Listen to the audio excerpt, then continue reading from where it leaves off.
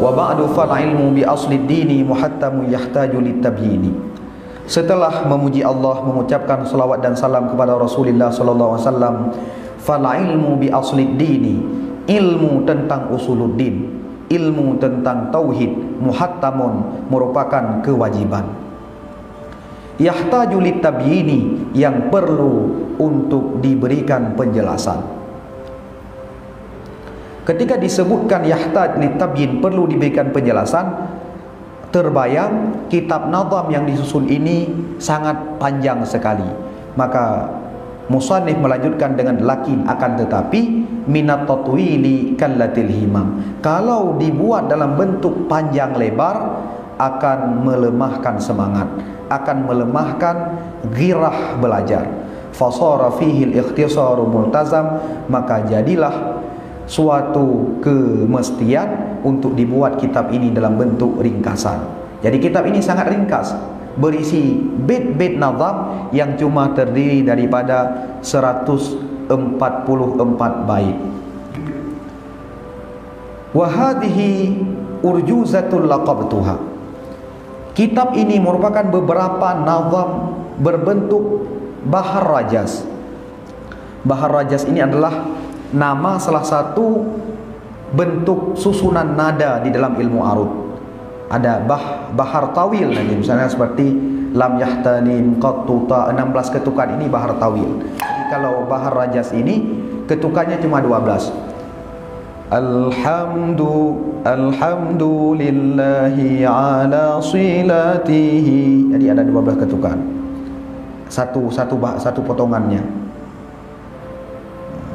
Summa salamullahi ma salatihi. Jadi ada 12 ketukan per bahagiannya. Kalau digabung jadi 24 ketukan. Jadi berbentuk nazam yang berbuhur rajas, yang mudah untuk diberikan irama. Laqabtuha jauharat tauhid, yang aku beri nama dengan jauharah tauhid. Jauhar ini bermakna permata. Jadi kitab ini bermakna permata tauhid. Artinya tauhid yang bagaikan permata. Qad hadzabtuha, yang sudah aku bersihkan. Artinya substansi dan materi-materi yang ada dalam kitab ini adalah sesuatu yang sudah diverifikasi, yang sudah diseleksi oleh musannif, sehingga yang dihidangkan kepada kita, yang disajikan kepada kita adalah intisarinya, saripatinya, yang menjadi hal-hal yang sangat penting, yang sangat urgen di dalam menguatkan akidah ketauhidan kita. Wallaha arju fil qabuli nafi'a. Kepada Allah aku berharap di dalam penerimaan agar kitab ini bermanfaat. Kepada siapa kitab ini bermanfaat? Muridan fis thawab tami'a, kepada orang-orang yang begitu menginginkan mendapatkan pahala. Di sini menunjukkan bahwa orang yang di dalam beramal, kita menuntut ilmu seperti ini untuk mengharapkan pahala daripada Allah Subhanahu wa taala, ini termasuk keikhlasan. Karena ikhlas ini ada 3 tingkatan. Ada ikhlas tingkatan yang tertinggi. Ikhlasnya orang-orang yang sudah mencapai maqam siddiqin, seperti Sayyidah Rabi'ah Al-Adawiyah, yang ketika beramal tidak teringat lagi syurga, tidak teringat lagi neraka, tidak teringat pahala, tidak teringat siksa. Yang diharapkan daripada amalan itu adalah mencari keridhaan Allah semata. Seperti mahabbah, kecintaannya Rabi'ah Al-Adawiyah kepada Allah, keikhlasannya Rabi'ah Al-Adawiyah kepada Allah, yang berada di makam yang tertinggi, ibadahnya semata-mata untuk mencari keridhaan Allah, walaupun dibakar di dalam neraka, walaupun tidak diberikan syurga kepadanya. Itu paling tinggi, ikhlas tingkat al-a'la. Kemudian yang kedua ada ikhlas tingkatan wusta, ikhlas di tingkatan pertengahan, yaitu ketika kita beramal kita mengharapkan pahala, ketika kita beramal kita mengharapkan syurga.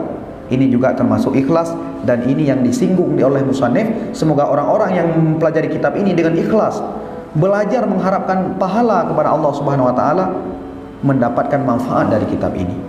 Kemudian ada juga ikhlas tingkatan terendah. Bagaimana ikhlas tingkatan terendah?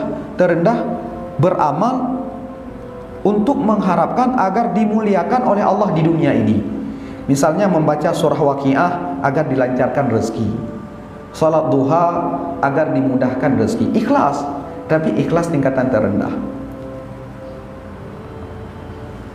Baca Yasin karena sedang sakit agar sembuh. Ikhlas, tapi ikhlas tingkatan terendah.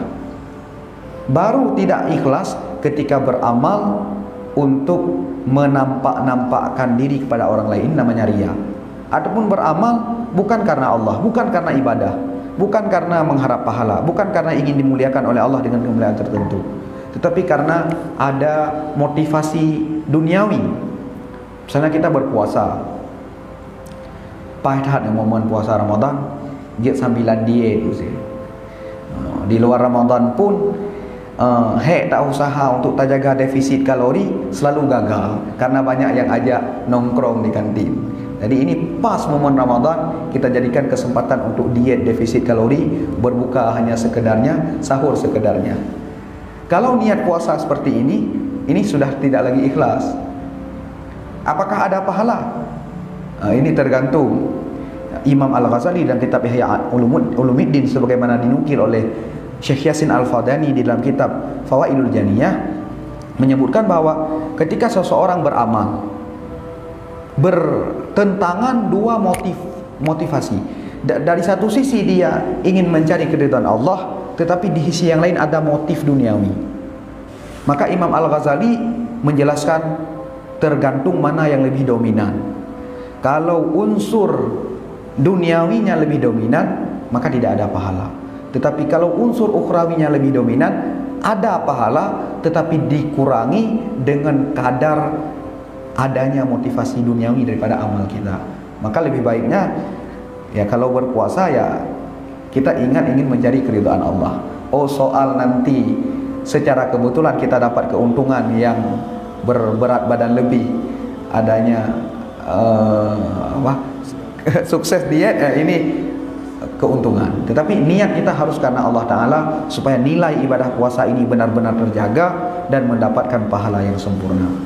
Musannif di sini mengharapkan kita belajar kitab ini dengan mengharapkan pahala kepada Allah dengan penuh keikhlasan, dan semoga orang-orang yang pelajari kitab ini dengan penuh keikhlasan mendapatkan manfaat dengan kitab ini.